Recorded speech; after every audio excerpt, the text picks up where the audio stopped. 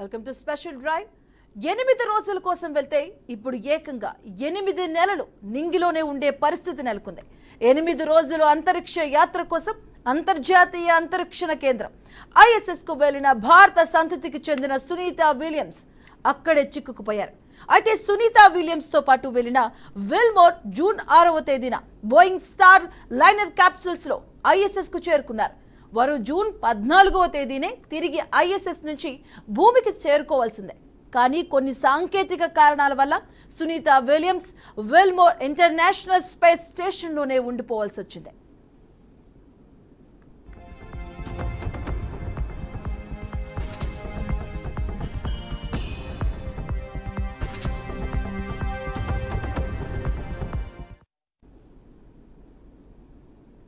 ఇప్పుడు ఆ వార్త ప్రతి ఒక్కరిని షాక్ కి గురి చేస్తుంది. ఇప్పటికే వారిని భూమికి తీసుకొచ్చేందుకు అమెరికా అంతరిక్ష పరిశోధనా సంస్థ నాసా అనేక ప్రయత్నాలు చేస్తుంది. ఇప్పటికే 2-3 సార్లు చేసిన ప్రయత్నాలు విఫలమయ్యాయి. ఈ క్రమంలోనే వారు వచ్చేందుకు మరికొన్ని నెలలు పట్టబోతున్నట్లు తెలుస్తుంది. 2025 ఫిబ్రవరి వరకు సునీత విలియమ్స్ విల్మోర్ ISS లోనే ఉండనున్నట్లు నిపుణులు అభిప్రాయాన్ని వ్యక్తం చేస్తున్నారు.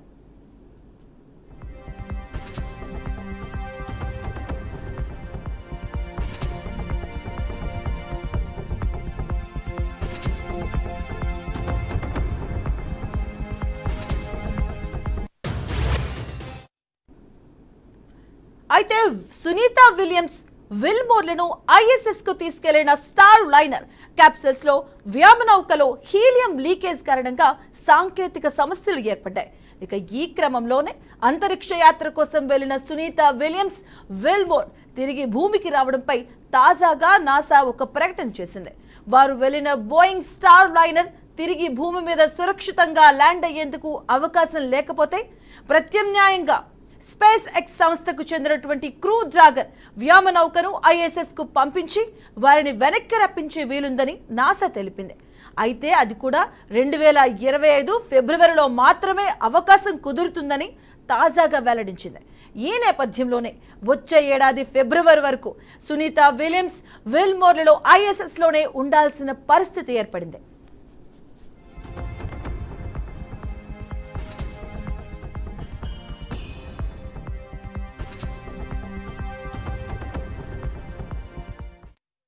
I'll just add a couple other things once we got onto the space station. We still had a lot of checks for Starliner, and those all went really well.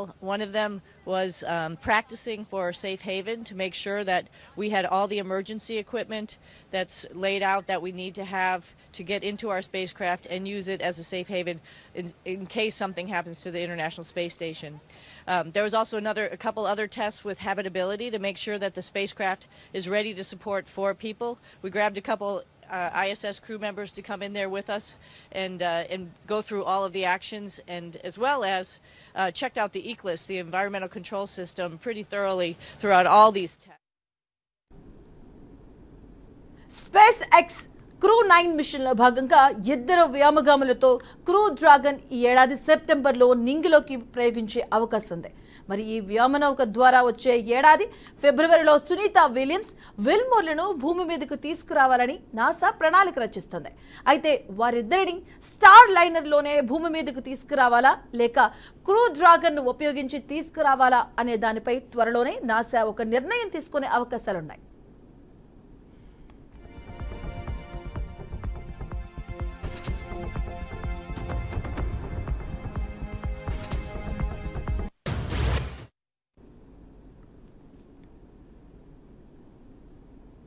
ఇక Boeing సంస్థ తయారు చేసిన star liner కు ఇదే తొలి మానవ సహిత యాత్ర కావడం విశేషం. అయితే వారు అంతరిక్షంలోకి వెళ్లే ముందు హీలియం లీకేజ్ కారణంగా స్టార్ లైనర్ వ్యోమనౌకలోని డై గైడెన్స్ కంట్రోల్ థ్రస్టర్లలో ఇబ్బందులు తలెత్తాయి. దీంతో వారు షెడ్యూల్ కంటే ఆలస్యంగా లింగులోకి దూసుకెళ్లి ISS తో అనుసంధానమైంది. అయితే ISS కు చేరే క్రమంలో వ్యోమనౌకలోని నియంత్రణ వ్యవస్థలను సునీత విలియమ్స్ విల్మోర్లు కొద్దిసేపు పరీక్షించగా మార్గమధ్యంలో ఈ క్యాప్సూల్స్ ను హీలియం లీకేజ్ సమస్య వేధించింది. అయినా ఎలాంటి ఇబ్బంది లేకుండానే వారు ISS కు చేరుకున్నారని బోయింగ్ 3 ఒకరు చెప్పుకొచ్చారు. ఇక స్టార్ లైనర్ వ్యోమనౌక హీలియం నిల్వలు పుష్కలంగా స్పష్టం చేశారు.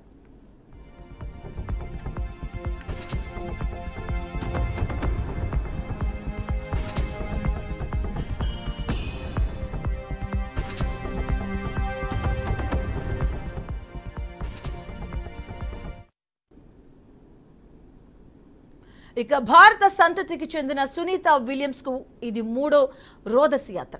గతంలో ఆమె 2006, 2012లో అంతర్జాతీయ అంతరిక్ష కేంద్రానికి వెళ్లి సురక్షితంగా తిరిగి భూమి మీదకు చేరుకున్నారు. గత 2 యాత్రల్లో మొత్తం 50 గంటల 40 నిమిషాల పాటు ఆమె స్పేస్ వాక్ నిర్వహించారు. మొత్తంగా 322 రోజుల పాటు అంతరిక్షంలో ఉన్నారు. ఇక ISS లో ఓసారి మారథాన్ కూడా చేసి మారథాన్ రన్నర్ గా నిలిచారు. 2012లో చేసిన అంతరిక్ష యాత్రలో సునీత విలియమ్స్ భగవద్గీతను వెంట తీసుకెళ్లగా ఈసారి గణేశుడు విగ్రహాన్ని తీసుకెళ్లారు.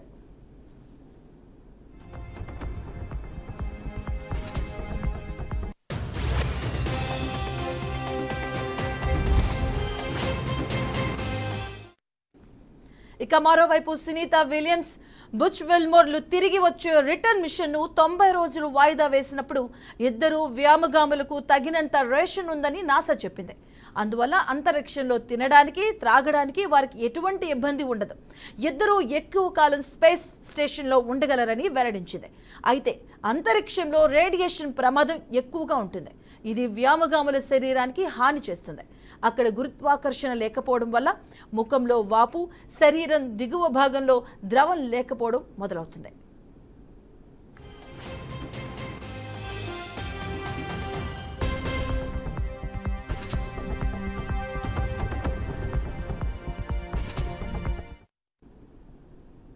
అంతేకాకుండా ఎక్కువ రోజులు అంతరిక్షంలో గడపడం వల్ల కూడా శరీరంలో రక్తహీనత ఏర్పడుతుంది.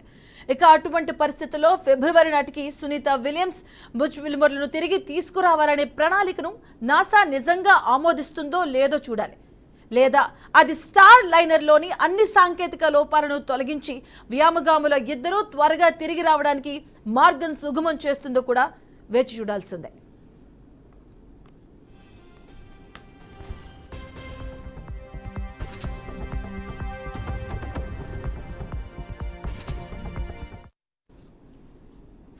రైట్ కదా, ఇదే అంశానికి సంబంధించి మాతో పాటు మాట్లాడడానికి శ్రీమతి కేషన్ గారు ఉన్నారు, ప్రొఫెసర్, అంతరిక్ష పరిశోధకురాలు కూడాను. సో నమస్తే అండి. నమస్తే. నమస్తే ఫైన్ అండి కేషన్ గారు. సో ఇప్పుడు యావత్ ప్రపంచం కూడాను ఇటువైపు చూస్తుంది, నాసా వైపు. విలియమ్స్ కావచ్చు, విల్బర్న్ కావచ్చు, వీళ్ళిద్దరికి సంబంధించి కూడాను యావత్ ప్రపంచం మొత్తం కూడాను వారి వైపు చూస్తుంది. ఫస్ట్ ఆఫ్ ఆల్ అసలు ఏం జరిగింది, అసలు దానికి సంబంధించి ఎటువంటి లోపాలు తలెత్తాయి, దాని గురించి ఒకసారి చిన్న ఎక్స్ప్లెనేషన్. ఇప్పుడు 10 years ముందు, 10 సంవత్సరాల ముందు స్టార్ లైనర్ కి బోయింగ్ వచ్చి ఈ కాంట్రాక్ట్ వచ్చింది అనమాట, నాసా కాంట్రాక్ట్. ఇట్లా హ్యూమన్ స్పేస్ ప్రోగ్రామ్ చేయొచ్చు, హ్యూమన్ స్పేస్ క్యాప్సూల్స్ బిల్డ్ చేయాలి అనే కాంట్రాక్ట్ వచ్చింది. సో అప్పటి నుంచి వాళ్ళు బిల్డ్ చేస్తూ ఉన్నారు. సో ఇది ఆల్మోస్ట్ ఒక 5 times వాళ్ళు లాంచ్ చేసే డేట్స్ పోస్ట్పోన్ అవుతా ఉంది. ఎందుకంటే వాళ్ళకి చిన్నగా సాంకేతిక లోపాలు, అంటే స్పేస్ ఇండస్ట్రీలో ఇది చాలా మామూలు. అది కూడా హ్యూమన్ బీయింగ్స్ ని తీసుకెళ్లేది ఎక్స్ట్రా కాషియస్ గా వాళ్ళు పనిచేస్తూ ఉన్నారనమాట. సో చేస్తూ ఇది ఫస్ట్ మిషన్ వాళ్ళు లాంచ్ అవ్వగానే ఏమైంది, హీలియం లీక్స్ వచ్చేసాయి అనమాట. హీలియం లీక్స్ రాగానే అక్కడ డాక్ అవుతుందో డాక్ అవ్వదో ISS తో అనేది అదొక పెద్ద టెన్షన్ ఉండింది అనమాట. కానీ దేవుడి దయ డాక్ అయిపోయింది. డాక్ అయ్యే ముందు ఇది కాకుండా ఇంకో ఇది కూడా వచ్చింది. ఏంటంటే రష్యాది ఓల్డ్ శాటిలైట్ ఒకటి ఫ్రాగ్మెంట్ అయి ఇరిగిపోయి పిట్స్ గా అది స్పేస్ లో ఇలా తిరుగుతుంది. ఇది వచ్చి మన స్టార్ లైనర్ కి తగిలిందంటే అది మళ్ళీ ఒక ప్రాబ్లం అవుతుంది అనేసి అది చాలా భయపడ్డారనమాట సైంటిస్ట్ అండ్ నాసా. బట్ దేవుడి దయ అది కూడా అవ్వలేదు, డాక్ అయిపోయింది. సంతోషంగా వెళ్ళిపోయారు వాళ్ళు ISS లోకి.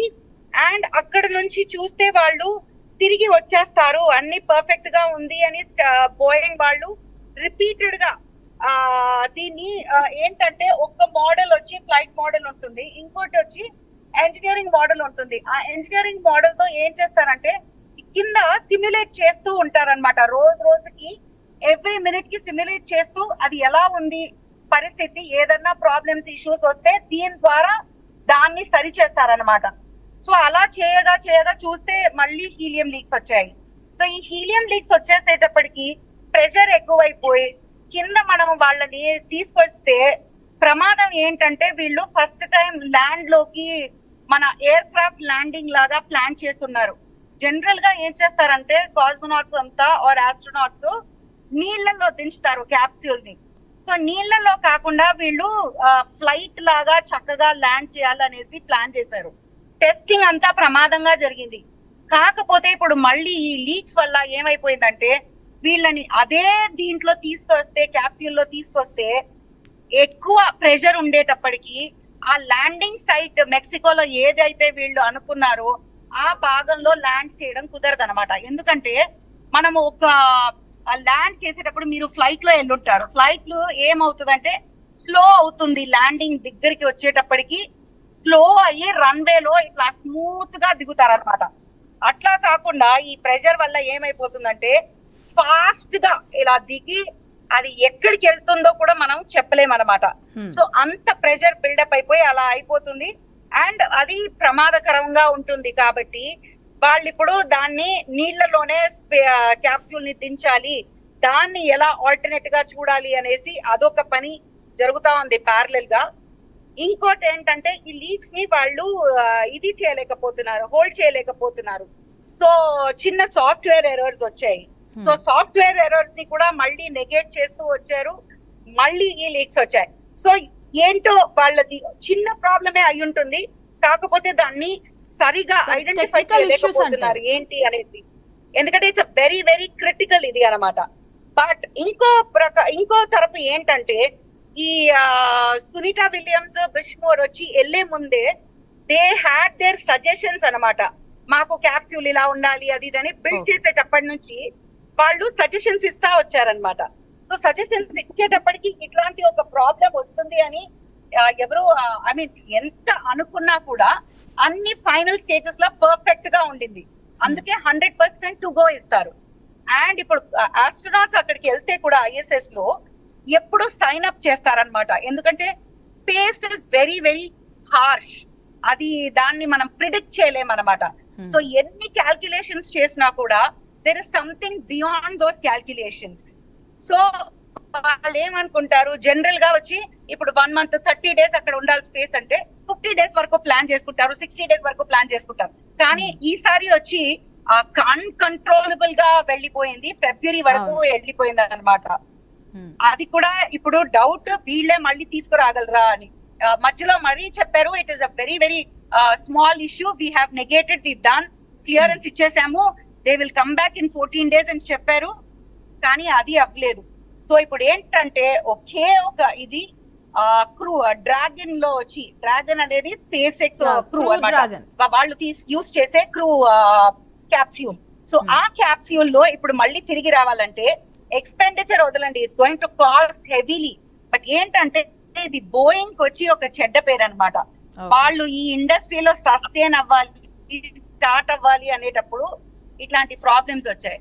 బట్ సునీతా విలియమ్స్ అండ్ బిష్మోర్ వాళ్ళకి అలవాటు ఉంది, ఆల్రెడీ స్పేస్ లో 1 time స్పెండ్ చేసేది అలవాటు ఉంది. కాబట్టి హెల్త్ ఇష్యూస్ వచ్చినా కూడా దే ఆర్ లైక్ ఏం చేయాలి, ఇంకా they are happy, they smile, they sign up for it. అందుకే వచ్చి ఆస్ట్రోనాట్ జీవితం చాలా ఈజీ అయినది కాదు, it is a lot of pressure అన్నమాట. సో మీరు హెల్త్ ఇష్యూస్ గురించి మాట్లాడారు. జనరల్ గా ఎలాంటి హెల్త్ ఇష్యూస్ అనేవి జనరేట్ అవుతూ ఉంటాయండి? ఎక్కువ రోజులు మనం స్పేస్ దానికి సంబంధించి అక్కడ ఉంటే ఎలాంటి ఇష్యూస్ అనేవి రైజ్ అవుతూ ఉంటాయి? ఒకటి మీరు చక్కగా మీరే చెప్పేశారు, radiation is a major problem. So skin అవని లోపల వచ్చి లంగ్స్, కిడ్నీస్ అన్ని దాని వల్ల ఎఫెక్ట్ అవుతుంది. అది కాకుండా మజిల్ మాస్ అనేది వచ్చి తక్కువ అవుతా ఉంటుంది. ఎందుకంటే మనం నడవము, ఫ్లోటింగ్ పొజిషన్ లోనే ఉంటాం కదా, మనం తేలుతా ఉంటాం కదా, నడవము, ఏమీ చేయము. సో మన నీస్ నుంచి కింద చాలా వీక్ అయిపోతుంది. యాక్చువల్లీ వాళ్ళు దిగేటప్పుడు నడవలేరు అనమాట, లిటరలీ ఎవరైనా పట్టుకొని ఎత్తుకొని అలాగే రావాలి. ఇన్ని రోజులైతే ఇంకా వరస్ట్ అనమాట.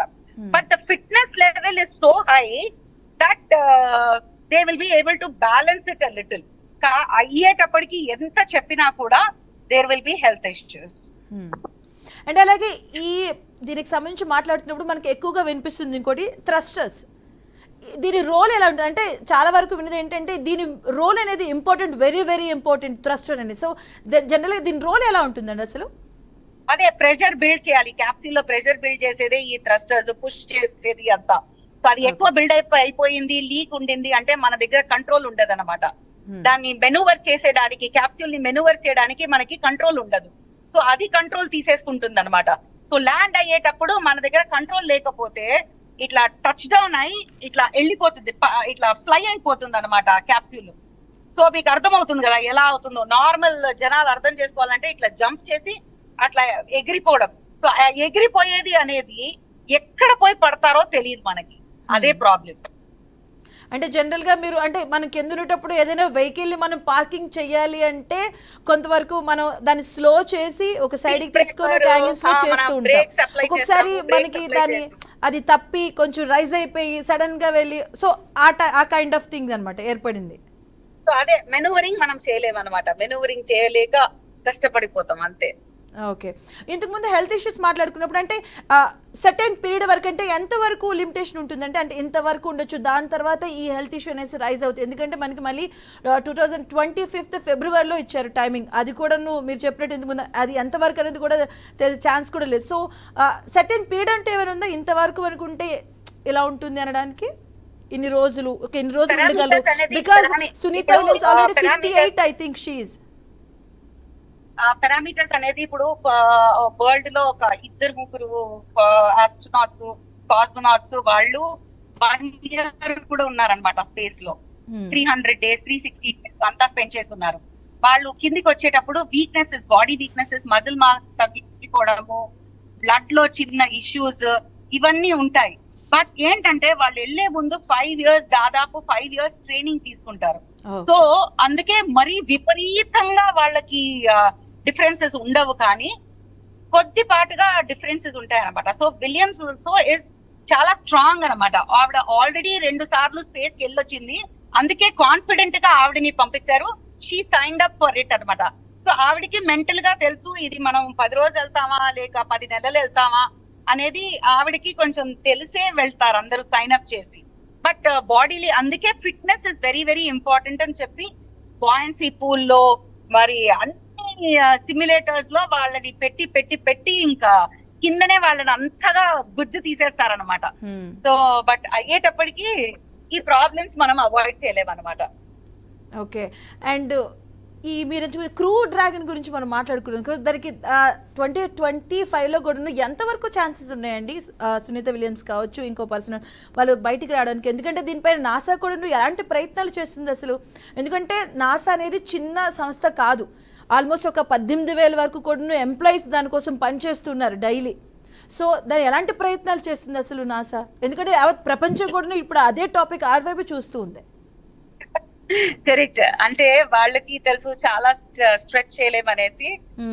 నాసా హెడ్ స్టిచ్, ఈ ప్రాజెక్ట్ హెడ్ మిస్టర్ స్టిచ్ అని ఉన్నారు, ఆయన కూడా చాలా ప్రయత్నాలు చేస్తున్నారు అనమాట. బట్ ఫైనలీ వచ్చి బోయింగ్ గివ్ అప్ చేయకూడదు అనేసి ఈ ప్రయత్నాలు డెమాన్స్ట్రేషన్ మిషన్స్ లో ఎప్పుడు చాలా వరకు ఇట్లాంటి విషయాలు వచ్చేస్తే మళ్ళీ సెకండ్ మిషన్ లో వాళ్ళకి ప్రాబ్లం రాదనేసి ఉన్నవన్నీ టెస్ట్ చేస్తారనమాట. లేకపోతే ఈ టెస్టింగ్ మనకి రియల్ టైం టెస్టింగ్ దొరకదు, ఆపర్చునిటీ దొరకదు అనమాట. ఎప్పుడు ఇట్లా వెళ్ళి ఇట్లా వచ్చేస్తే మనకి నెక్స్ట్ టైం కి ఏం ఇష్యూస్ వస్తాయో మనం అర్థం చేసుకోలేము, చేస్తాం దాన్ని గ్రౌండ్ లో. కాబట్టి వాళ్ళు ఒక విధంగా సైంటిఫిక్ గా చూసారంటే మీరు డెమాన్స్ట్రేషన్ మిషన్ లో ఇట్లాంటి విషయాలు వచ్చేటప్పుడు వాళ్ళకి చాలా happy, so that they are able to negate completely and bring up a good capsule, good vehicle అనేది వాళ్ళకి సంతోషమే. కాకపోతే 2025 లో తప్పకుండాను NASA will take call and ఆ ఇంక మీద దాన్ని పోస్ట్పోన్ చేయరనమాట. ఎందుకంటే ఆల్మోస్ట్ అప్పటికి మనకి 8-9 months అయిపోతుంది వెళ్ళి. సో అంతకంటే రిస్క్ తీసుకోరు అనమాట, ఆస్ట్రోనాట్ లైఫ్స్ ని రిస్క్ తీసుకోరు. డెఫినెట్ గా వాళ్ళని కింద ఎటో మార్గం, ఈదర్ స్టార్ లైనర్ లేకపోతే డ్రాగన్ ఏదో ఒకటి చేసి కింద దించేస్తారు తప్పకుండా దాంట్లో. లేకపోతే మనకి స్పేస్ లో ఇలాంటి మనం వినేటప్పుడు ఒక్కసారిగా మనకి కల్పన చావ్లా ఇష్యూ అనేది కూడా గుర్తుకొస్తూ ఉంటుంది. దానికి సంబంధించి అప్పుడు ఎంత బాధపడారు అయిపోతుంది అది. సో మళ్ళీ ఆస్ట్రోనాట్స్ వెళ్ళాలి అది ఇది అనేటప్పటికి ఒక పెద్ద ఇష్యూ అయిపోతుంది అనమాట. ఆ కాన్సెప్ట్ అర్థం చేసుకున్న వాళ్ళకి ఓకే, బట్ నార్మల్ పీపుల్ కి ఆవిడ ఏదో చోక్ అయిపోయి భరించలేక కష్టపడిపోయి అలా ఉంది అనుకుంటారు. కానీ అట్లా కాదు. This is science, it is learning, but they will not risk a life. Okay, so మీరు చెప్పినట్టు అంటే ఇంకో ఎగ్జాక్ట్ గా 2025 లోనే ఇది అవుతుందా, లేదంటే ఈ షార్ట్ టైం పీరియడ్ ఈ మిడిల్ లో ఏమైనా వచ్చే ఛాన్సెస్ ఏమైనా ఉంటాయండి? అంటే ఆ రకంగా ఏమైనా ప్రయత్నాలు చేస్తున్నాయా? 2024 నవంబర్ కి ఒకటి చెప్పున్నారు. 2024 నవంబర్ కి ప్రయత్నాలు జరుగుతా ఉన్నాయి. అంత లోపల ఎలాగైనా స్టార్ లైనర్ ఈ ఇష్యూస్ అన్ని నెగెట్ చేసి కిందికి తీసుకురావాలి అనేది ఉంది. అయినప్పటికీ మనము స్పేస్ అనేది చెప్పాను కదా మీకు, చాలా చాలా డిఫికల్ట్ మనం జడ్జ్ చేసేది. సో మనం కింద రోడ్ లోనే మనం ఏవి జడ్జ్ చేయలేకపోతున్నాం, మనం కంట్రోల్ చేయలేం. ఒక్కొక్కసారి మన చేతుల్లో ఉన్నదాన్నే మనం కంట్రోల్ చేయలేం. అలాంటిది అక్కడ మనం ఎవరు వెళ్ళలేము, అక్కడ నుంచి మనం కనిపెట్టాలంటే it's more difficult. But still they are trying. Scientific గా ఇంత దూరం వచ్చిందే చాలా గొప్ప విషయం. మనం ఇంత దూరం వచ్చిందే. సో కాబట్టి అలా వదిలేయారన్నమాట. వాళ్ళకి ఓపిక ఉంది, వీళ్ళకి ఓపిక ఉంది కాబట్టే వాళ్ళు వచ్చి ప్రయత్నాలు ఇంకా చేకూర్చుతూ ఉన్నారన్నమాట. సో ఫైనల్ గా అంటే ఇప్పుడు మీరు చెప్పిన దాని ప్రకారం నవంబర్ లో ఒక ఛాన్స్ ఉంది, తీసుకొచ్చే ఛాన్స్ వరకు ఆ రకంగా ప్రయత్నాలు జరుగుతున్నాయి అంటారు. ఎందుకంటే ఇప్పటికే 2 సార్లు ప్రయత్నాలు చేశారు, బట్ విఫలమైనట్టుగా అయితే తెలుస్తుంది కదా. సో నవంబర్ లో ఇంకో ఛాన్స్ ఉంది, ఎదర్ లేదు అంటే ఫిబ్రవరి 2025 కి. అప్పటి వరకు they will be okay, no problem. ఎందుకంటే ఫుడ్ సప్లైస్ పోతుంది. సెప్టెంబర్ లో ఒక మిషన్ ఉంది, క్రూడ్ మిషన్ డ్రాగన్ ది. సో అట్లా వెళ్తూ పోతూ ఉంటారు కదా. సో అప్పుడు వాళ్ళకి సప్లైస్ ఉంటే వాళ్ళకి ప్రాబ్లం లేదన్నమాట. ఎందుకంటే ఇప్పుడు కూడా మనం వార్తలు వింటూ ఉన్నాం కదా. ఎందుకంటే సునీత కండరాలు బలహీనం అయిపోతుంది, తను చాలా వీక్ అయిపోతుంది, చాలా రకాలుగా వార్తలు వచ్చేస్తూ ఉన్నాయి. సో అంతా టెన్షన్ పడిపోతుంది. అంటే ఇంకోవైపు కల్పన చావ్లా అంశం మళ్ళీ బయటికి వస్తూ ఉంటది. ఇవన్నీ ఎక్కువగా ఇంట్రెస్టింగ్ గా క్రియేట్ చేస్తూ ఉంటాయి అనమాట. అది అన్నెసెసరీ టెన్షన్, అది అవసరం లేని విషయాలన్నీ అలా మాట్లాడేది. అట్లా ఏమీ లేదు. She is happy, she is strong, ఇంకా ఆడుకుంటూ హ్యాపీగా ఉంది. ఎందుకంటే వాళ్ళు వెళ్ళిన సైంటిఫిక్ మిషన్స్ అయిపోయింది. సో ఆవిడ అక్కడ ఉన్నవన్నీ క్లీన్ చేసుకుంటా, మనం ఇల్లు ఎలా చక్క పెట్టుకుంటాం అలా. ఎందుకంటే సీనియర్ ఆస్ట్రోనాట్ కాబట్టి ఆమె ఇల్లు చక్క పెట్టుకునేటట్టు ఐఎస్ఎస్ ని చక్క పెట్టుకుంటా హాయిగా వచ్చే ఉండే ఆస్ట్రోనాట్స్ తో నేషనల్ డే సెలబ్రేట్ చేసింది, ఒలింపిక్స్ సెలబ్రేట్ చేశారు. అలా చక్కగా ఉన్నారనమాట ఆవిడ. అండ్ వెళ్ళిన వాళ్ళ గురించి కూడా మనం ప్రత్యేకంగా చెప్పుకోవాల్సిన అవసరం లేదు. మంచి రికార్డ్సే ఉన్నాయి. 322 రోజులు తను ఉంది, 50 గంటలు అక్కడ మారథాన్ లో కూడా రన్నర్ అప్పర్ గా తను నిలిచింది. అండ్ తనకి 2008 ఇప్పటికే 2 times వెళ్ళారు ఆవిడ. ఆఫ్టర్ 12 years తర్వాత